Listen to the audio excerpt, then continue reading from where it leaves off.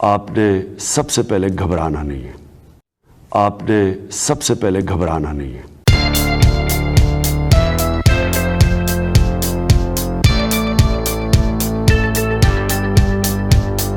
वो तो बात खिलाफ करेंगे, वो तो पहले ही ये बात कर रहे हैं कि देखिए ये लोग जो है मुल्क को उस तरफ लेकर जा रहे हैं कि जहाँ पे श्रीलंका की तरफ बढ़ता हुआ ये मुल्क नज़र आ रहा है। हम उनकी बात ना मानते, लेकिन बात ये है कि ये बात एक क्रेडिबल सोर्स से आई है। क्रेडिबल सोर्स का मतलब ये है कि हुकूमत से आई है। अब गवर्नमेंट तो यही चाहेगी ना कि फौरी तौर पर ये कर्जा मिले, ताकि देखें बड़ी तारीफ़ की जा रही थी, ये भी बात है कि इस बात की तारीफ़ की जा रही थी कि इमरान खान की हुकूमत 4 सालों में मुल्क को डिफ़ॉल्ट पर ले आई और इस हुकूमत ने 2-3 महीनों के अंदर आते ही इस मुल्क को डिफ़ॉल्ट होने से बचा लिया, उस ख़तरे से, और बड़ी कोशिशें की गई और वो कामयाब हो गई।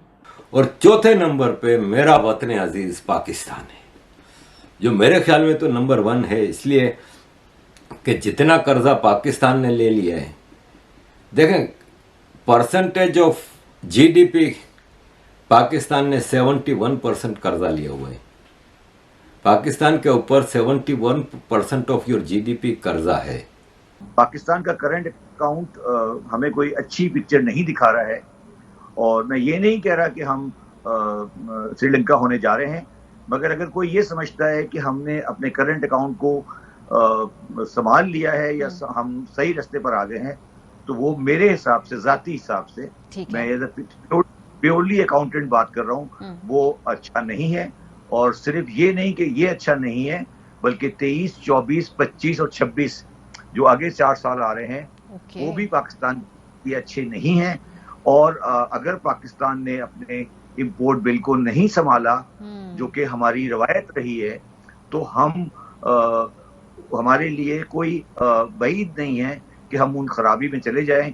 और अगर हम ये समझते हैं कि हम मुस्तकिल रोल ओवर लेकर, ये कर्जों का रोल ओवर लेकर, कर्जों का बैलेंस बढ़ाकर मुल्क को चला सकते, तो मेरे ज़ाती ख्याल में ये कोई अच्छा कदम नहीं है। पाकिस्तान को अपना करंट सेटल करना पड़ेगा, नहीं तो मेरे ज़ाती हिसाब में हम बहुत ज़्यादा दूर नहीं है श्रीलंका जी। अच्छा, बहुत ज़्यादा दूर नहीं है। और ख़बर ये है कि तिगनी का नाच नचाने के बावजूद IMF ने कर्जा नहीं दिया। होम मिनिस्टर राना सनाउल्लाह का ये कहना है कि हमें तिगनी का नाच नचा दिया। तिगनी का नाच नचाने के बावजूद, हमारी नाक से लकीरें निकलवाने के बावजूद IMF ने कर्जा नहीं दिया अभी तक। अब कर्जे की किस्त क्यों नहीं मिली? जो फंड्स हमें मिलने थे वो क्यों नहीं मिले? कुछ दिन पहले अगर आपको याद हो तो मिफ्ता इस्माइल फाइनेंस मिनिस्टर ने ये कहा था कि अब पाकिस्तान डिफ़ॉल्ट होने के ख़तरे से निकल चुका है, इस खतरे से हम बाहर आ गए हैं, और इसकी वजह यह है कि IMF के प्लान वो फाइनल हो गया है और वो अप्रूव हो गया है। अब सिर्फ ये नहीं कि हमें कर्जा मिलेगा, बल्कि अमाउंट डबल होगी, और इसके अलावा 2 किस्तें इकट्ठी दी जा रही हैं। अच्छा, वो जो 2 किस्तें इकट्ठी दी जानी थी, वो एक भी किस्त अब नहीं मिल रही कि IMF ने हमसे वो तमाम शराइत मनवाई हैं जो कंडीशंस हम नहीं मान सकते थे। इतनी सख्त और मुश्किल शराइत हमसे मनवाई गई हैं जो हम नहीं मानना चाहते थे और नहीं मान सकते थे, लेकिन हमने उनकी वो वाली कंडीशंस भी मानी हैं। तो तिगनी का नाच भी नचा दिया और नाक से लकीरें भी निकलवा दी, लेकिन अभी तक उन्होंने हमें कर्जा नहीं दिया। और वो बताएं कि उन्होंने जो बात कही थी कि हम डिफ़ॉल्ट होने के ख़तरे से बाहर निकल चुके हैं, वो बात सही नहीं है। क्या वो बात गलत है? और अगर ऐसा नहीं है तो फिर बताएं कि अभी तक क्यों नहीं हमें फ़ंड्स मिले, और अगर अभी आगे मिलने वाले हैं तो वो भी बता दें। मतलब इसकी डिटेल तो फिर बतानी चाहिए ना।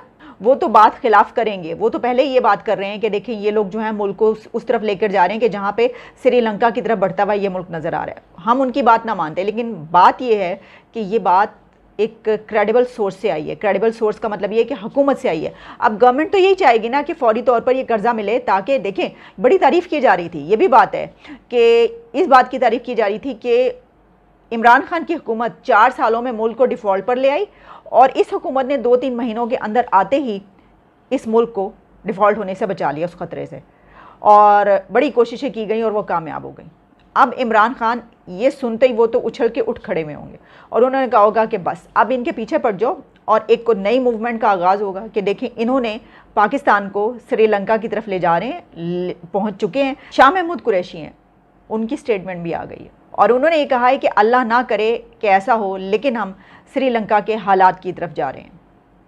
श्रीलंका के हालात आपने देख लिए ना, तो इस सिचुएशन में मुल्क के क्या हालात होते हैं आप जानते हैं। और पाकिस्तान जो है वो बहुत बड़ा मुल्क है और यहाँ पर ऐसे हालात पैदा नहीं होने चाहिए। ऑलरेडी जो अनारकी और वो चल रहा है सिस्टम वो हम देख ही रहे हैं, तो इसको अब क्लियर करना पड़ेगा। अच्छा, अगर हम इसका एक और एंगल भी देख लें, और वो ये है कि अगर ऐसा होता है कि IMF का प्लान नहीं मिल पाता या ऐसी कोई बात होती है, तो क्या इलेक्शन फौरी इलेक्शन होंगे? इसकी वजह यह कि उस सूरत में जो है वो कोई भी हुकूमत ये नहीं चाहेगी और कोई भी पार्टी ये नहीं चाहेगी कि वो रूलिंग पार्टी और उसके होते हुए जो है वो मुल्क डिफ़ॉल्ट की तरफ जाए।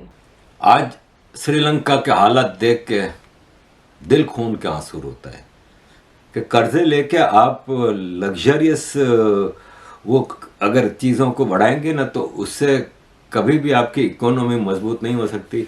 आप डिपेंडेंट हो जाते हैं और फिर जो ज़्यादा कर्जा आता है सरकार और फजूल खर्ची की तरफ आ जाती है। जैसे पाकिस्तान में हुआ कि नवाज शरीफ और बेनज़ीर भुट्टो के दौर में मैन कर्जे ज़्यादा लेने शुरू किए गए और उन नवाज शरीफ का कर्जा लेने का ये था कि मोटरवे बनाने, और पाकिस्तान में मोटरवेज, पाकिस्तान में तो नहीं पंजाब में मोटरवेज का जाल बिछा दिया, गांव गांव को मोटरवे से जोड़ दिया। लेकिन वो कर्जे आज भारी पड़ रहे हैं ना। आपने कर्जे लेके अगर इंडस्ट्रीज बनाई होती, आपने रोजगार जॉब्स निकाली होती, लोगों को लिविंग स्टैंडर्ड बढ़ाया होता, लेकिन इन्होंने 80s और 90s में जो कर्जों की भरमार शुरू की, तो इसके बाद तो अब आपको ज़्यादा कर्जे तो उन कर्जों की किस्तें और इंटरेस्ट भरने के लिए लेने पड़ते हैं। तो यही श्रीलंका ने जब शुरू किया, और चाइना जैसे लोग ऐसे होते हैं कि आपको हमको दिन में कई बार फ़ोन आता है कि हमसे क्रेडिट कार्ड ले लें, आपकी लोन अप्रूव हो गई है। मुझे आते हैं यहाँ लंदन में मैसेजेस कि तुम्हारी 200 की लोन अप्रूव हो गई, तुम्हारी 500 की लोन अप्रूव हो गई, कॉन्टेक्ट करो। करते हैं ना ये। फिर इनकी कंडीशन सख्त होती हैं, एक बार आपने ले ली तो बाजा। तो ये चाइना करता है। तो श्रीलंका के जो सरकार थी उसके गलत फैसलों की वजह से आज श्रीलंका का ये हाल है। लेकिन कुछ कंट्रीज हैं जो कि इन लाइन हैं उसी सिचुएशन के। ये ब्लूमबर्ग ने एक रिपोर्ट निकाली है कि जो कर्जों के हवाले से, बैड इकोनॉमी के हवाले से, गवर्नेंस के हवाले से, जो श्रीलंका के बाद उस सिचुएशन में जाने के जो कंट्रीज हैं ना, और चौथे नंबर पे मेरा वतन अजीज पाकिस्तान है, जो मेरे ख्याल में तो नंबर 1 है। इसलिए कि जितना कर्जा पाकिस्तान ने ले लिया है, देखें परसेंटेज ऑफ GDP पाकिस्तान ने 71% कर्जा लिया हुआ है। पाकिस्तान के ऊपर 71% ऑफ योर GDP कर्जा है।